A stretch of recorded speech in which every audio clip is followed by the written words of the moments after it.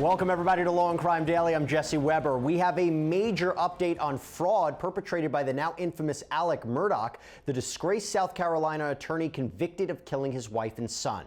Murdaugh confessed that he lied about some of the details related to the death of Gloria Satterfield, his family housekeeper and nanny at Moselle. Now, we remember that she died in 2018, 3 years before Maggie and Paul Murdaugh were gunned down on that same property.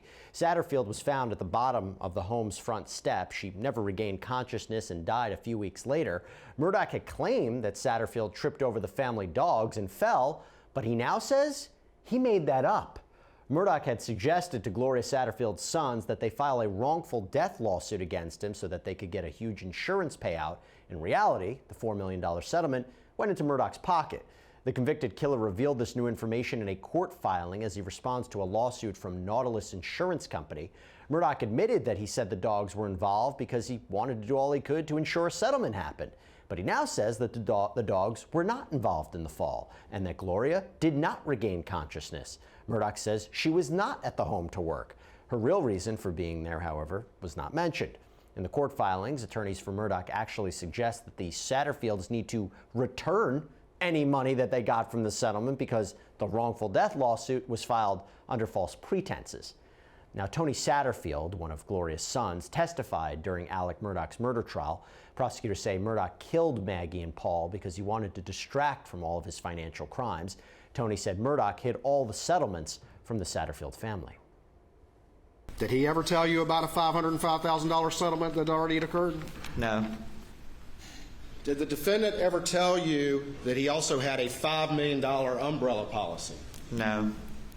Did he ever tell you that there had been a recovery against that? No. Did he ever tell you that there had been a recovery for $3.8 million against that? No. Did he ever pay you 1 penny of $3.8 million? No. All right, I'm joined right now by my co-host, defense attorney Brian Buckmeyer, and we have special guests. Former prosecutor Bernardo Villalona is with us. Great to have you both here. Brian, I'll start with you.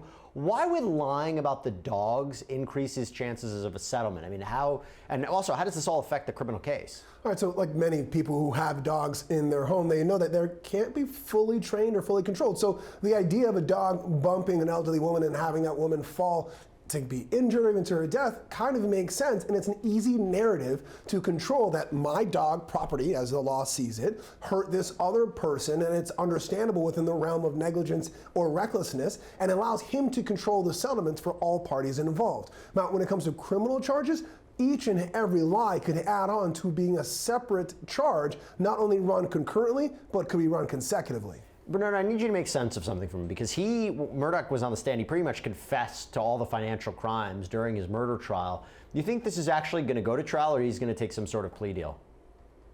So it will be in the best interest of Alex Murdaugh to actually plead guilty on the financial crimes. Why? Because there's overwhelming evidence of his guilt in financial crimes, as we saw in the homicide case.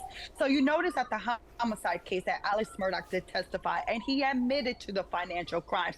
However, in South Carolina, those admissions in that criminal case cannot be used against him in another criminal case unless you're looking to charge him with perjury. So in terms of the case in chief, the prosecution can't use his admissions. However, if Alex Murdaugh were to testify and testify conversely to what he testified at the criminal trial having to deal with the murder, then they can cross-examine him on that. I'm so glad you mentioned that. That's a little tidbit of South Carolina law that I always want us to mention, because it was a big topic about whether or not he had just walked himself to jail. Not so clearly.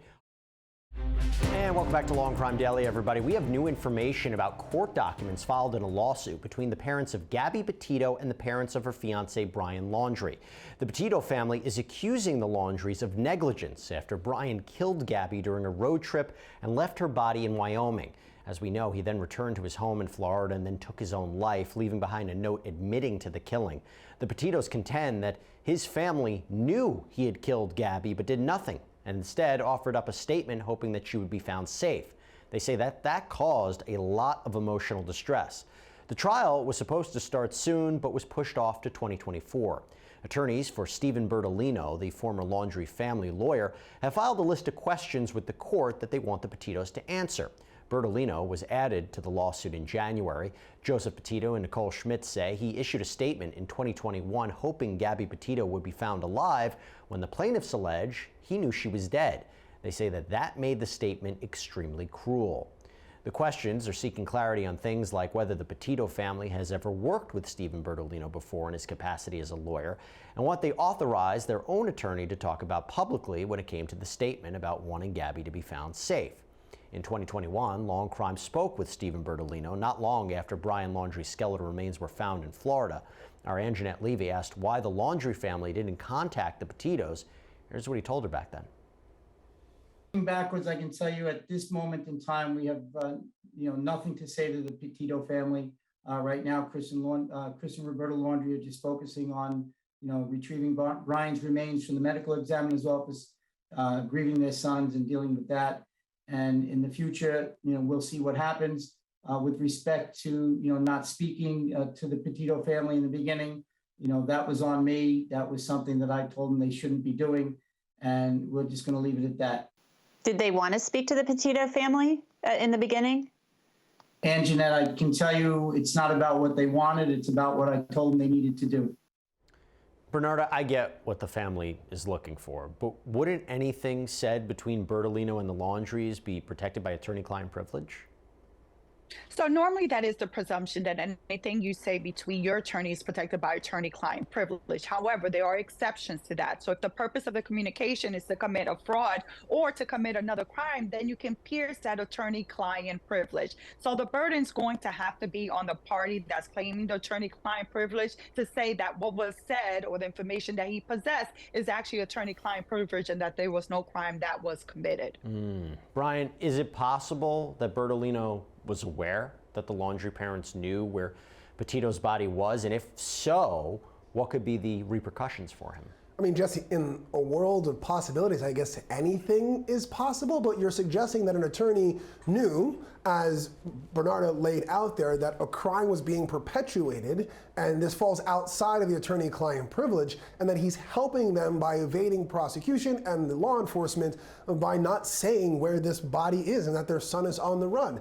There would be ethical ramifications. He could lose his license. He could be charged for aiding and abetting, tampering with witnesses, or even just obstruction of justice. There are many criminal and civil liabilities that this attorney could face. So I think that's why a lot of people are scratching their head and saying, why would he go out on a limb like this and say what he did with so much on the line? You'd think he would know better, which I think is why a lot of people think this might not be what the Laundries or the Petitos are thinking it is. Well, look, as I said, it's been pushed over to 2024. We'll see what happens between now and then, and maybe we'll get some more information about what was happening behind the scenes.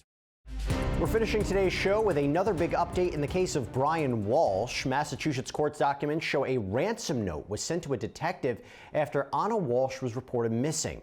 It reads, "We have the so-named Anna Walsh with us here. We had a deal worth $127,000. She messed up. We have her here with us, and if she doesn't pay the money, then she'll never be back. And we know that the police and the FBI are involved. Good luck finding us." Let's go through the timeline for a second. So the ransom note was sent via email at around 5 in the morning on January 7th. 2 days before, on January 5th, Cohasset police asked the public to help find Anna Walsh, who was last seen in the early hours of New Year's Day. Then on January 8th, Brian Walsh was arrested for misleading the investigation after officers searched the couple's home, finding spots of blood in the basement and on a damaged knife. Between January 9th and January 10th, investigators continued their search at the Walsh residence, along with a trash facility an hour from Cohasset.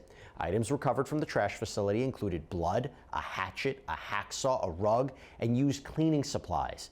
8 days later, on January 18th, Brian would be formally charged with murder.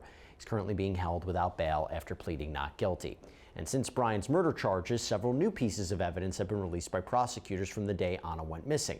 They include screenshots of Brian at Lowe's and Home Depot, purchasing things like tools and cleaning supplies. He's also seen carrying a heavy garbage bag near a liquor store dumpster.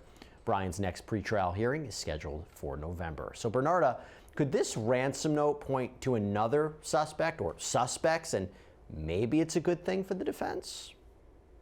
So usually notes like this are a good thing for the defense if the prosecution can't link you to actually writing the note itself. But either way, it's something that had to be turned over and will be turned over to the defense because it's considered Brady, meaning that it's exculpatory.